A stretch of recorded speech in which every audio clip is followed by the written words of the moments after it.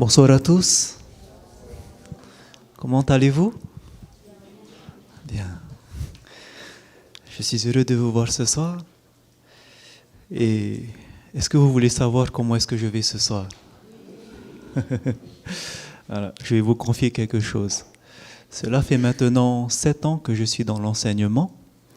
Et quand j'ai commencé à enseigner, j'ai enseigné dans le collège de Fa'a, qui est connu comme un collège qui est difficile. Et c'est vrai, c'est difficile. Mais c'est un collège que j'apprécie énormément par rapport à ce qu'on peut apporter aux enfants. Et donc, cela fait 7 ans que j'enseigne là-bas.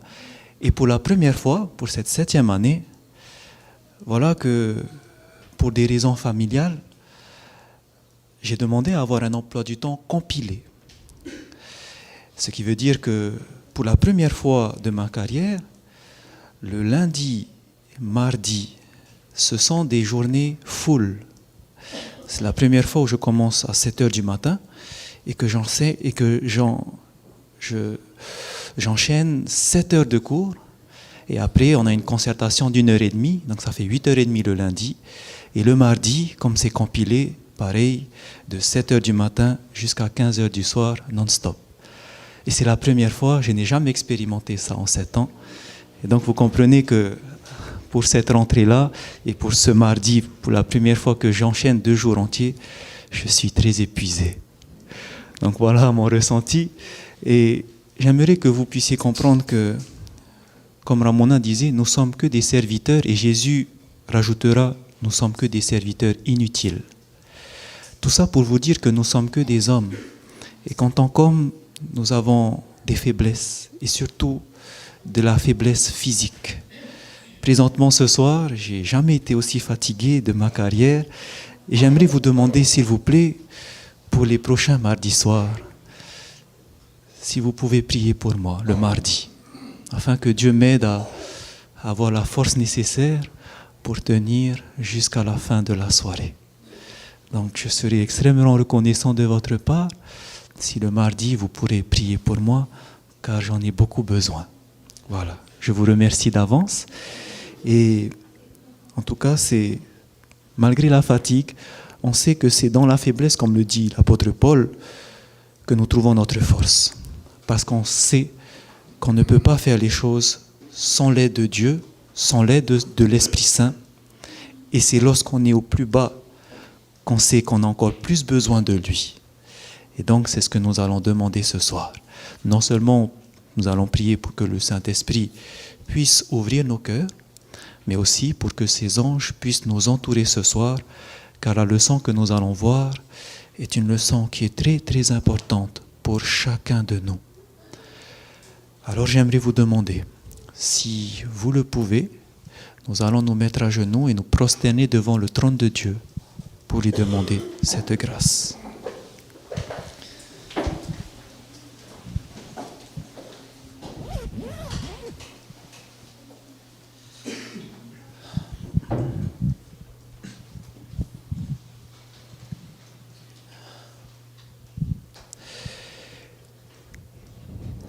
Notre Père qui est aux cieux,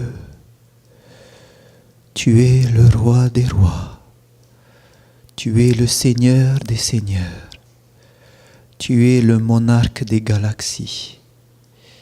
Et quel privilège de pouvoir nous tenir devant ton trône glorieux.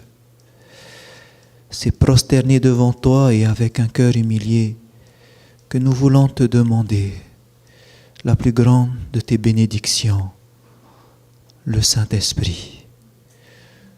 Nous te demandons que tu puisses présentement nous parler ce soir, nous instruire, que ton Esprit qui a parlé au travers de tous ces prophètes puisse ce soir nous montrer ce que tu voulais nous apprendre. Et nous te prions que tu puisses humilier celui qui va parler afin que toi seul puisses prendre toute la place et que chaque mot qui sera dit vienne de toi. Nous te demandons, alors qu'il y a ce conflit qui se passe autour de nous, nous te prions pour que tes anges aussi viennent à notre secours, qu'ils nous entourent et qu'ils repoussent toute mauvaise influence, que tu puisses diriger nos pensées et nous élever vers toi. Merci d'entendre notre prière que nous voulons t'adresser dans le nom de notre Sauveur, Jésus-Christ. Amen.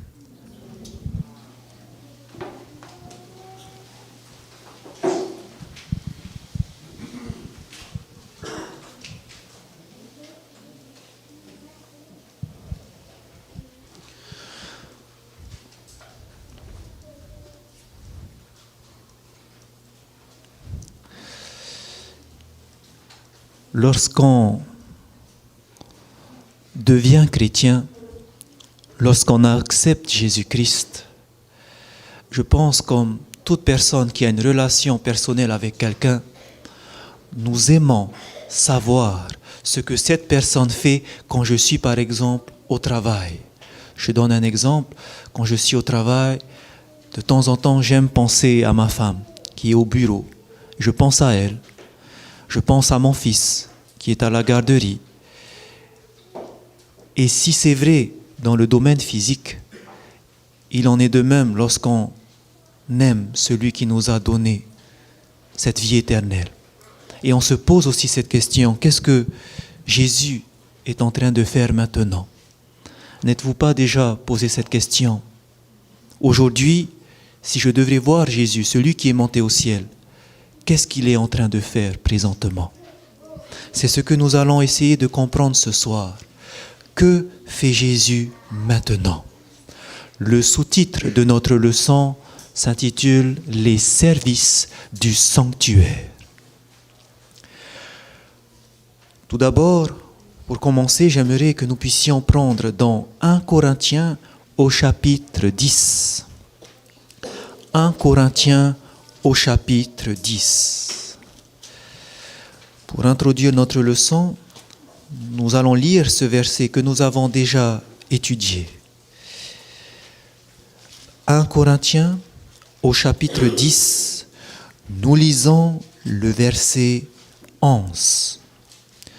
Il est écrit, en parlant d'Israël, Paul écrira ces choses. Au verset 11, ces choses leur sont arrivées pour servir d'exemple, et elles ont été écrites pour notre instruction, à nous qui sommes parvenus à la fin des siècles. Paul dit que les choses qui ont été écrites dans l'Ancien Testament concernant Israël sont des exemples pour qui? Pour nous. Pour nous qui vivons à quelle période? À la fin des siècles. Est-ce que nous sommes arrivés à la fin des siècles? À la fin du monde, nous approchons. Et c'est pour ça que nous qui sommes parvenus à ce temps-là, il est important de toujours voir ce qui s'est passé à Israël. Le mot qui est utilisé ici au verset 11 pour nous décrire des exemples, nous servir d'exemple, c'est le mot toupos que nous avons déjà vu, qui signifie en français type, image ou modèle. On nous dit ici que les choses qui ont été écrites à Israël, ce sont des images, des modèles, des types pour nous qui sommes arrivés à la fin des temps. L'opposé de type, c'est antitype. C'est-à-dire que Israël, c'était une image. Mais la réalité ou l'antitype, c'est ce qui va se passer à notre époque. Retenez bien cela. C'est comme lorsque vous regardez par exemple sur ce drap, lorsque je mets ma main ici, qu'est-ce que vous voyez derrière? L'ombre. L'ombre, c'est ce qu'on appellera le type. Ce n'est pas la réalité. Mais ce sont des choses pour nous apprendre sur ce qui se passe dans la réalité, c'est-à-dire ma main. Donc l'ombre des choses, c'est ce qui s'est passé à Israël. Et il faut regarder sur ce qui s'est passé à Israël pour comprendre la réalité. Et ce soir, nous allons voir quelque chose d'important. Donc, lorsque nous parlons du type, nous parlons d'Israël qui était en esclavage en Égypte et que Dieu a fait sortir d'Égypte pour aller en Canaan, Vous vous souvenez cette terre promise? D'accord. Dans l'antitype, nous voyons qu'il y a en réalité un Israël spirituel que Dieu appelle son Église. Cette Église se trouve dans le monde, mais Dieu veut la délivrer de ce monde parce que nous sommes tous dans ce monde esclaves et esclaves du péché. Et le but de Dieu, c'est de nous faire sortir cet Israël spirituel de l'esclavage du péché pour aller dans quel Canaan? La Canaan au ciel, la Canaan céleste, cette terre promise, cette place que Jésus a préparée au ciel. Donc lorsque nous comprenons que ce qui s'est passé pour Israël, lorsqu'ils sont sortis d'Égypte pour aller en Canaan, c'est un exemple pour nous, Israël spirituel, ceux qui ont accepté Christ, qui allons entrer dans quoi? Dans la Canaan céleste. Vous allez voir quelque chose d'important. En effet, au moment où Dieu a tiré le peuple d'Israël d'Égypte, son but était de les amener directement en Canaan. La Canaan, par rapport à l'Égypte, se trouvait tout au nord, l'endroit qu'on appellerait aujourd'hui la Palestine. Mais regardez bien ce que Dieu va faire avant de les envoyer vers cette Canaan, qui était son objectif premier. Avant de les amener vers Canaan, il va faire un détour. En effet, si vous regardez sur cette carte, vous avez le trajet qu'a fait Israël en sortant d'Égypte. Ils sont partis vers un cul-de-sac. Ensuite, arrivés à ces bords de la mer Rouge, Dieu les a fait traverser au travers du miracle qui s'est passé avec Moïse. À partir de la sortie de la mer Rouge, ils auraient pu directement remonter vers la Canaan. Mais ce n'est pas ce qu'ils ont fait. Dieu, avant de les amener vers la Canaan, au bord de la Canaan, à Beersheba, qu'est-ce qu'il va faire?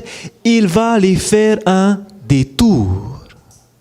Pensez-vous que Dieu a fait ce détour par hasard? Non, il avait derrière une intention. Avant que mon peuple aille en Canaan, je veux qu'il fasse un détour parce que j'ai un objectif pour eux. Savez-vous où est-ce qu'il voulait les amener? Il voulait les amener au mont Sinaï. C'est pour ça qu'ils vont redescendre vers le sud, à la montagne de Sinaï. Et ici, Dieu va leur montrer leur intention. Pourquoi il voulait aller au mont Sinaï? Parce que lorsqu'il va les rencontrer, Dieu va leur donner deux choses. La première chose, c'est que Dieu va donner à son peuple sa loi. Et il va leur demander de garder cette loi. Avant d'aller en Canaan, gardez cette loi. Deuxièmement, la deuxième chose que Dieu va les donner et va leur demander, c'est de construire un sanctuaire. Souvenez-vous, ces choses sont des exemples pour nous qui arrivons au temps de la fin. Nous qui sommes sortis de l'Égypte, Dieu veut qu'avant que nous allions vers cette Canaan, il y a deux choses qui sont importantes. La première, c'est que nous puissions garder sa loi. Car si nous continuons dans la vie de péché, sachez qu'aucun impudique n'entrera dans le royaume des cieux. Aucun ivrogne n'entrera. Galates 5, verset 19, vous le verrez. Tous ceux qui pêchent contre Dieu, tous ceux qui transgressent sa loi, n'entreront pas dans le royaume de Dieu. Donc nous ne pouvons pas aller en Canaan céleste si nous ne gardons pas cette loi. Et pour la garder, Dieu nous donnera des instructions qui se trouveront dans le sanctuaire. Nous ne pourrons pas tout voir aujourd'hui, mais seulement sachez que nous avons vu quelques instructions déjà dans ce sanctuaire. Donc deux choses à retenir. Nous qui sommes arrivés à la fin des temps, à la porte de la Canaan céleste, Dieu nous donne le sanctuaire. Et j'aimerais vous montrer l'importance du sanctuaire et nous allons voir cela dans Exode 25. Pourquoi le sanctuaire est important? Dans Exode chapitre 25,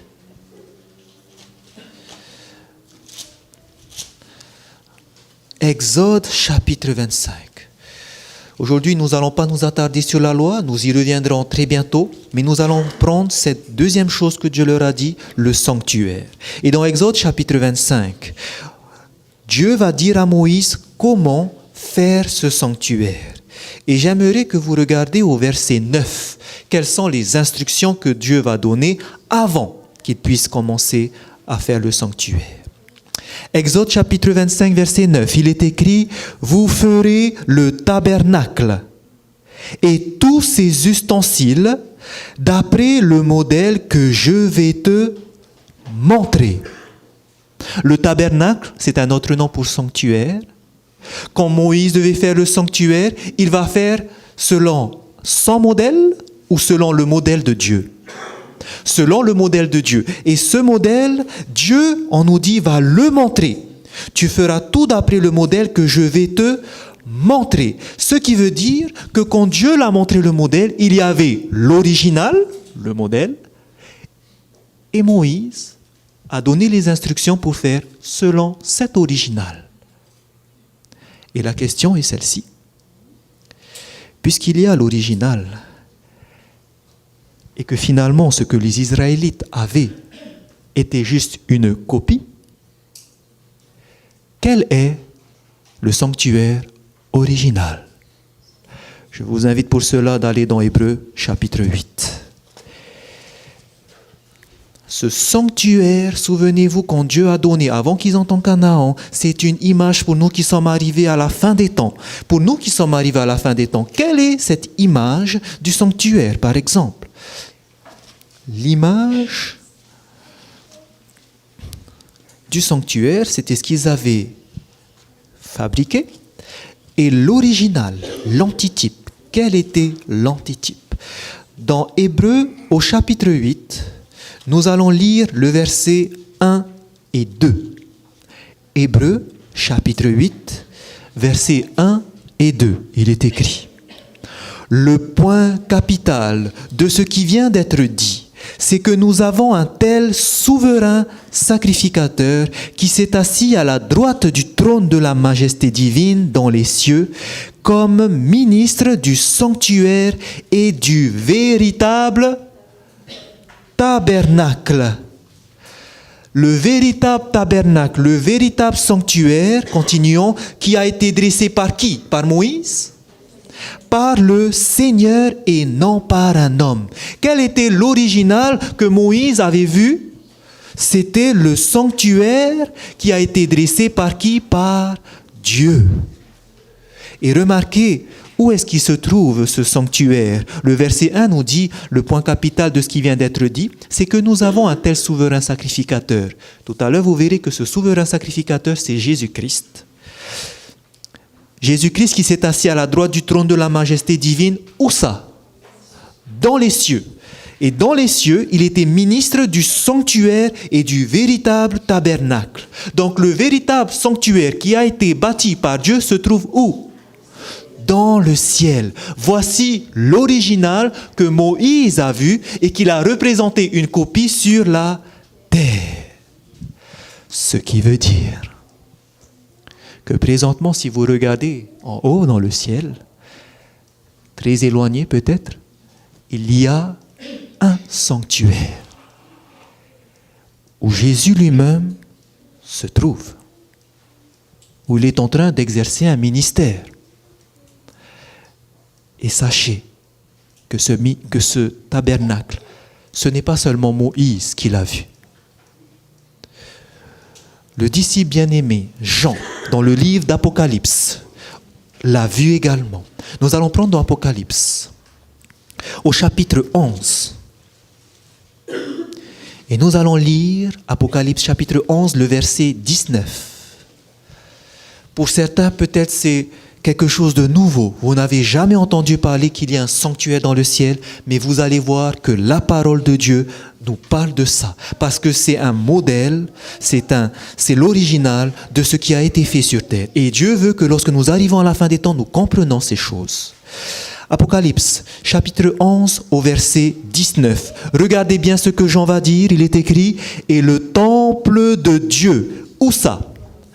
Dans le ciel fut ouvert. Et qu'est-ce qu'il va voir? Et l'arche de son alliance apparut dans son temple. Qu'est-ce qu'il y a dans le temple qui est dans le ciel, dans ce tabernacle, dans ce sanctuaire? On trouve l'arche de l'alliance, qui était l'autre nom, souvenez-vous, pour l'arche du témoignage où se trouvaient les 10 commandements. Est-ce que sur le modèle original, il y avait aussi une arche de l'alliance? Oui. Et l'original se trouve où? Dans le ciel, dans le temple de Dieu, dans le ciel. Regardez aussi, nous avons vu que dans ce sanctuaire, il y avait dans le lieu saint, souvenez-vous, la table des pains de proposition, l'autel des parfums, le chandelier. Dans le lieu très saint, il y avait l'arche de l'alliance. Jean a vu l'arche de l'alliance, le temple de Dieu dans le ciel, et regardez dans Apocalypse chapitre 1, qu'est-ce qu'il va voir également? Apocalypse chapitre 1, au verset 12, il est écrit « Je me retournai pour connaître quelle était la voix qui me parlait. Et après m'être retourné, je vis 7 chandeliers d'or. » D'après vous, quels étaient ces 7 chandeliers d'or? Ça représentait ce que Moïse avait représenté et avait vu, le chandelier à 7 branches. Combien de chandeliers? 7 chandeliers, tous réunis. C'est le chandelier à 7 branches que Jean également a vu. Dernièrement, regardez aussi dans Apocalypse au chapitre 5. Apocalypse, chapitre 8. Apocalypse chapitre 8, nous allons lire le verset 3. Il est écrit « Et un autre ange vint, et il se tint sur l'autel. » Est-ce qu'il y avait un autel dans le sanctuaire que Moïse avait fait? Oui, combien est-ce qu'il y avait d'autels?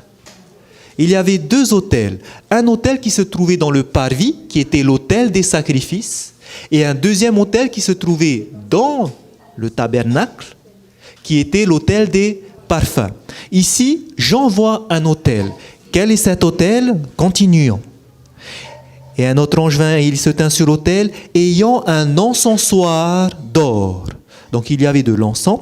On lui donna beaucoup de parfums, afin qu'il les offrît avec les prières de tous les saints sur l'autel d'or qui est devant le trône.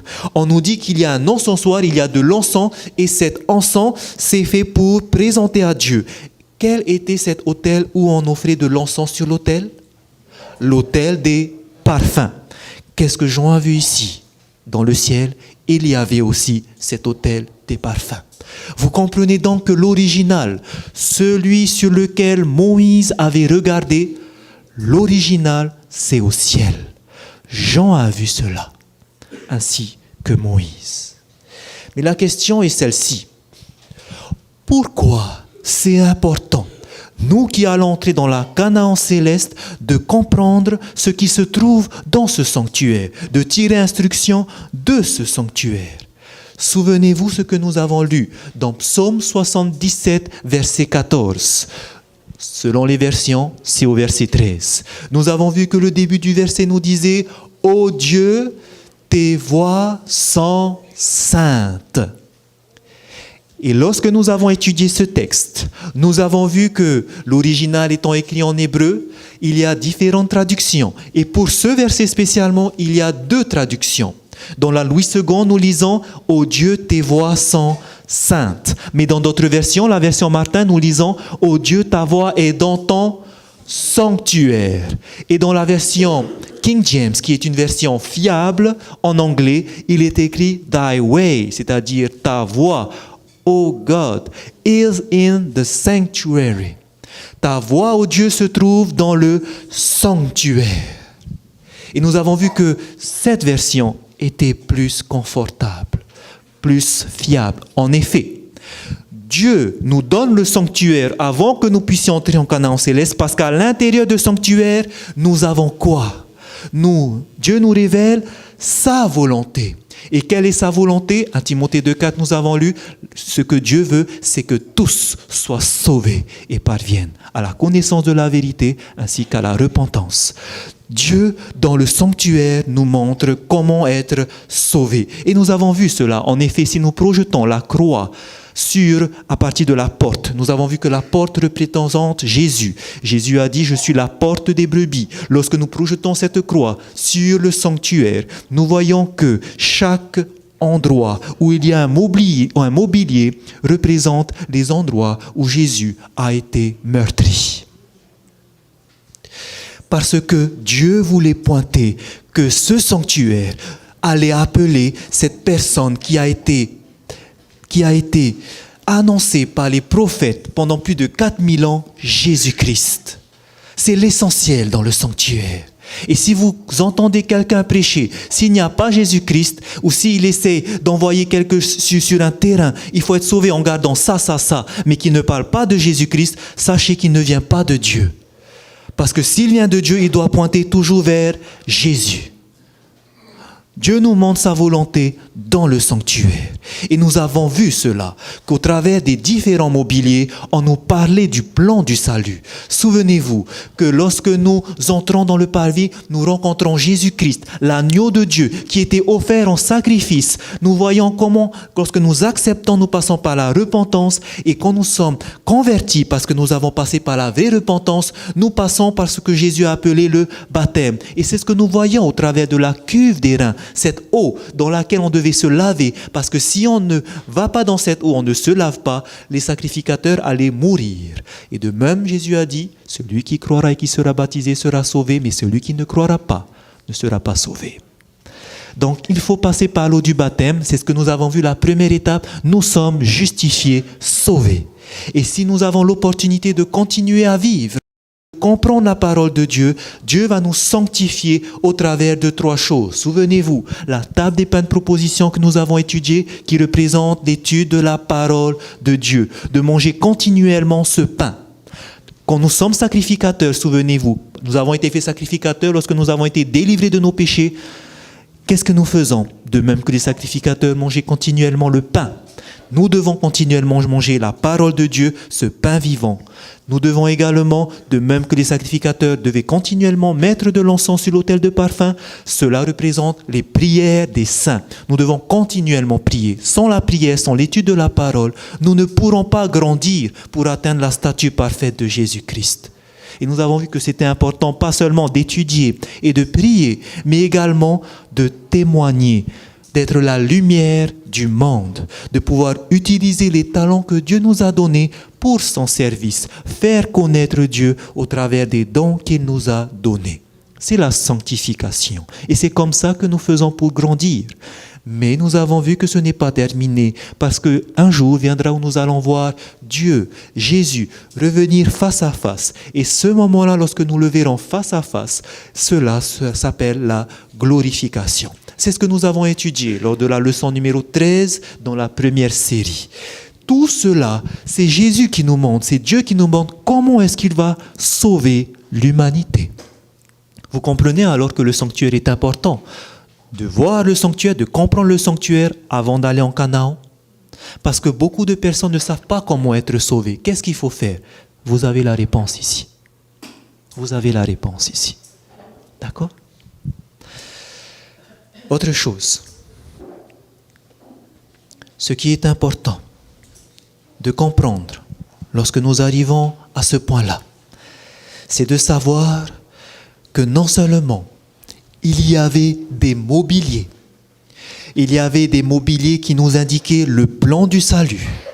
Mais également, quand on parle du sanctuaire, il y avait des services qui se faisaient tout au long de l'année. Et lorsque nous comprenons les services que faisait le peuple d'Israël dans le sanctuaire, nous comprendrons quelque chose d'important et nous aurons la réponse sur ce que fait Jésus maintenant.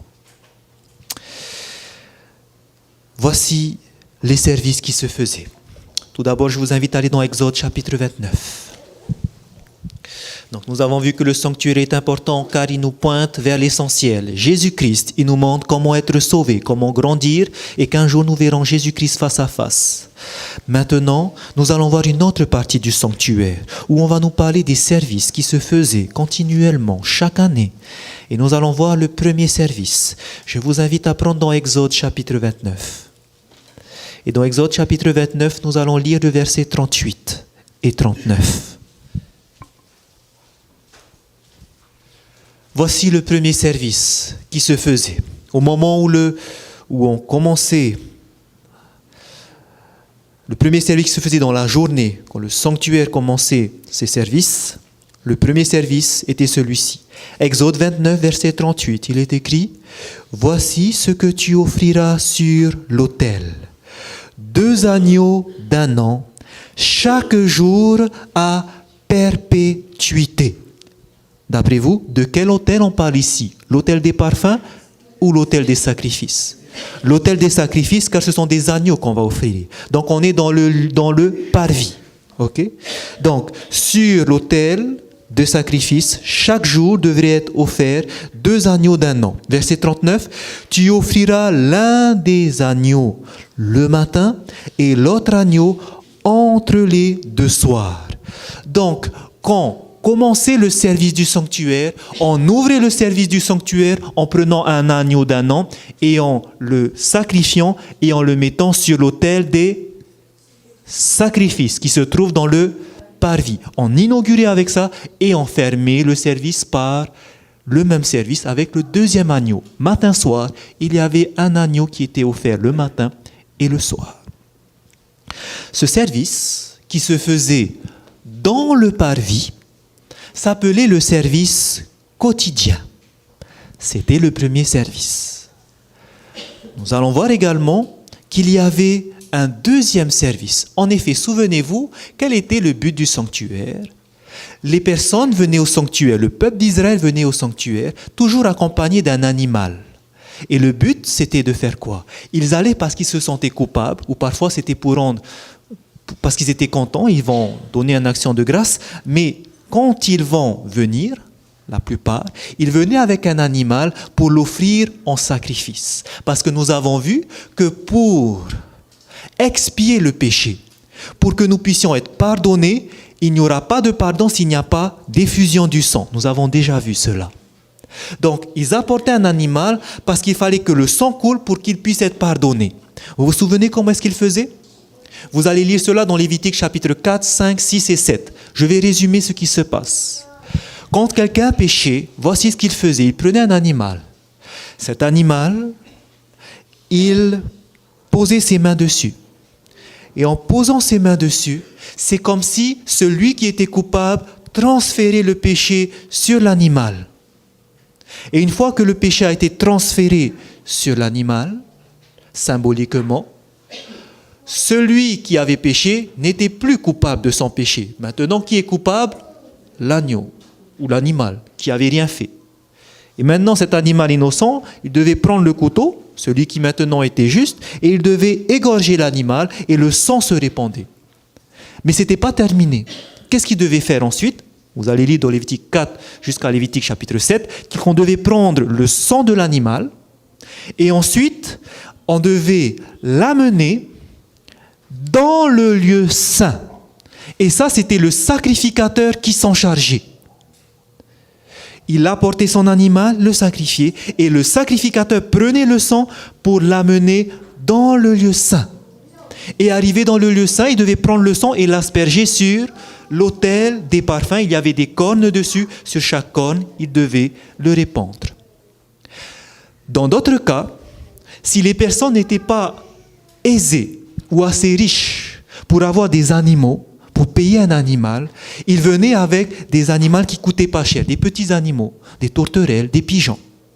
Et donc, avec ces petits animaux, qu'est-ce qu'on allait faire? On ne va pas prendre le sang et amener dans le lieu saint, mais on devait cuire l'animal et ensuite le sacrificateur devait manger la chair. Mais après avoir mangé la chair, de même qu'il apportait le sang dans le lieu saint, sur les 4 cornes de l'autel des parfums, de même, après avoir mangé la chair, il devait manger la chair dans le lieu saint. Pourquoi? Quel était le symbole? C'est parce que on transférait le péché qui était dans le sang, souvenez-vous, de l'animal, on transférait le péché maintenant à l'intérieur du tabernacle, sur les cornes de l'autel. Ou sinon, s'il le mangeait, le sacrificateur devait manger ça dans le lieu saint, pour que le péché maintenant est transféré dans le lieu saint. Donc ce service qui se faisait également tous les jours, après le premier service, c'était le service qu'on appelait d'expiation, pour enlever le péché. Et ce service d'expiation se faisait dans le lieu saint.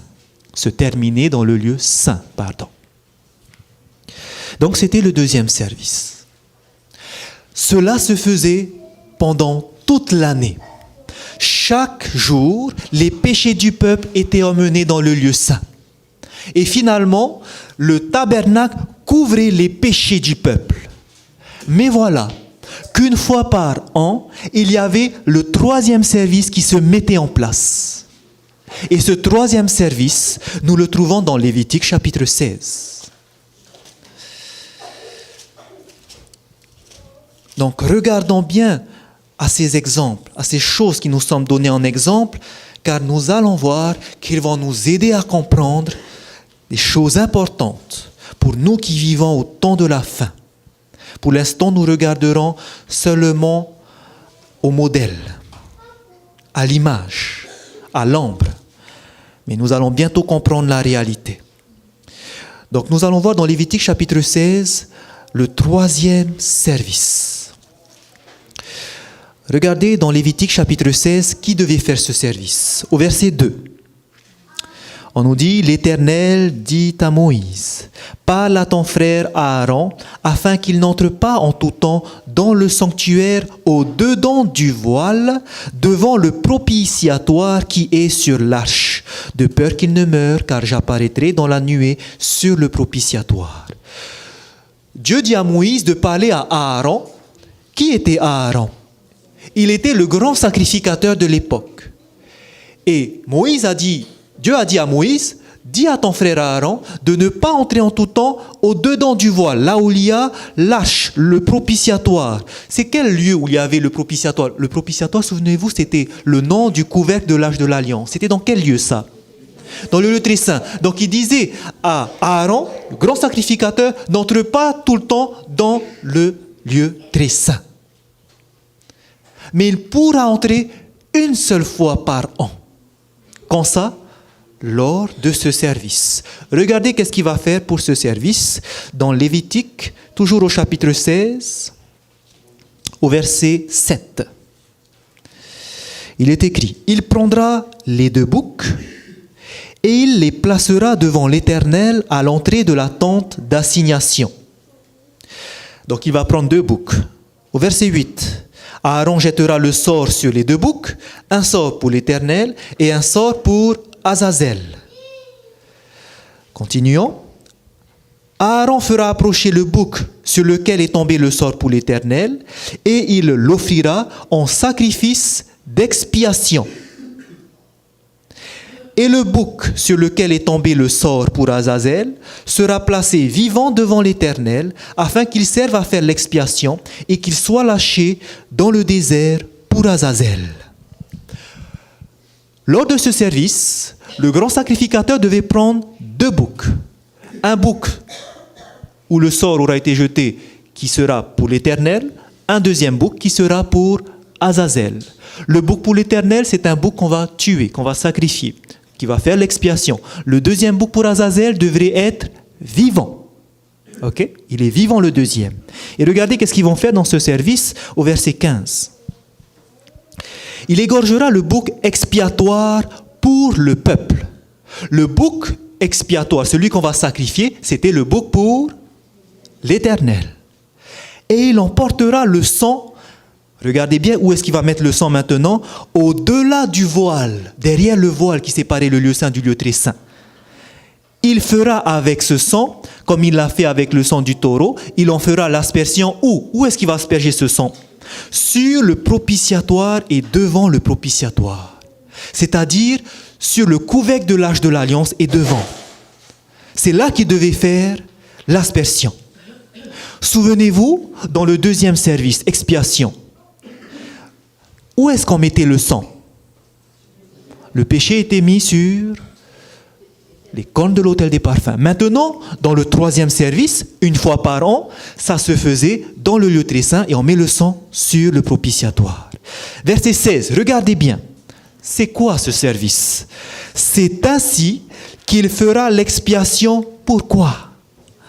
Pour pour le sanctuaire à cause des impuretés des enfants d'Israël et de toutes les transgressions par lesquelles ils ont péché. Cette expiation qu'il a fait avec le bouc pour l'Éternel, c'était l'expiation pour quel péché? On nous dit pour le sanctuaire. Est-ce que le sanctuaire a péché? Non, mais lisons la suite. À cause des impuretés des enfants d'Israël, parce qu'ils ont péché à cause de leur transgression. Est-ce qu'il y avait des choses à purifier dans le sanctuaire? Oui, on nous dit ce sont les péchés des enfants d'Israël. Est-ce qu'il y avait les péchés des enfants d'Israël dans le sanctuaire? Oui, où ça? Dans le lieu saint. Ils étaient couverts, souvenez-vous, mis sur les cornes de l'autel, mangés dans le lieu saint. Et tous ces péchés qui étaient couverts maintenant, accumulés pendant toute l'année, une fois par an. Dans Lévitique 23, verset 27, vous allez dire que ça se passait le 10e jour du 7e mois, c'est-à-dire vers octobre, fin octobre. Ce jour-là, seul ce jour-là, c'était le grand jour de la purification du sanctuaire. Et on faisait ce service dans le lieu très saint. Le premier bouc qui était pour l'Éternel, l'expiation servait pour les péchés qui sont dans le sanctuaire, et le deuxième bouc. Lisons cela au verset 20. Au verset 20, que se passe-t-il pour le deuxième bouc? On nous dit, lorsqu'il aura achevé de faire l'expiation pour le sanctuaire, pour la tente d'assignation et pour l'autel, il fera approcher le bouc vivant, le bouc pour Azazel. Aaron posera ses deux mains sur la tête du bouc vivant, et il confessera sur lui toutes les iniquités des enfants d'Israël et toutes les transgressions par lesquelles ils ont péché. Il les mettra sur la tête du bouc, puis il le chassera où? Dans le désert, à l'aide d'un homme qui aura cette charge. Le deuxième bouc servait à mettre quoi sur lui? Tous les péchés des enfants d'Israël. C'est-à-dire, lorsqu'on purifie le sanctuaire, on note les péchés, mais ces péchés, ils seront enlevés, mais mis sur quelqu'un. Mis sur le bouc pour Azazel. C'est sur lui qu'on va mettre les péchés du peuple. Et ce bouc pour Azazel qui est vivant, où est-ce qu'on l'emmènera? Dans le désert. Voici maintenant alors les 3 services qui se faisaient. Premièrement, tous les jours de l'année. Le premier service, c'était le service quotidien, matin et soir, qui se faisait dans quel endroit? Dans le parvis. Le deuxième service, appelé le service d'expiation, qui servait à ôter les péchés, à expier les péchés du peuple.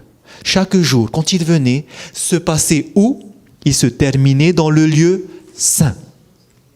Cela se faisait tous les jours de l'année. Les péchés étant accumulés dans le lieu saint, il fallait une fois par an le purifier. Et ce troisième service qui arrivait le 10e jour du 7e mois se faisait maintenant dans le lieu très saint. Vous comprenez pourquoi il n'y a que 3 services? Parce qu'il n'y a que 3 lieux. Vous allez voir que ce n'est pas un hasard. Pourquoi ces 3 services? J'aimerais maintenant qu'en comprenant qu'il y a ces services, nous avons dit tantôt que ces choses qui ont été données à Israël, ce sont des choses pour nous servir d'instruction, parce que nous allons voir quelle était la réalité. Et je vous demande si vous pouvez aller dans Hébreux, parce que nous allons découvrir quelque chose concernant ces services. Dans Hébreux, chapitre 8. Hébreux, au chapitre 8, nous allons lire à partir du verset 4.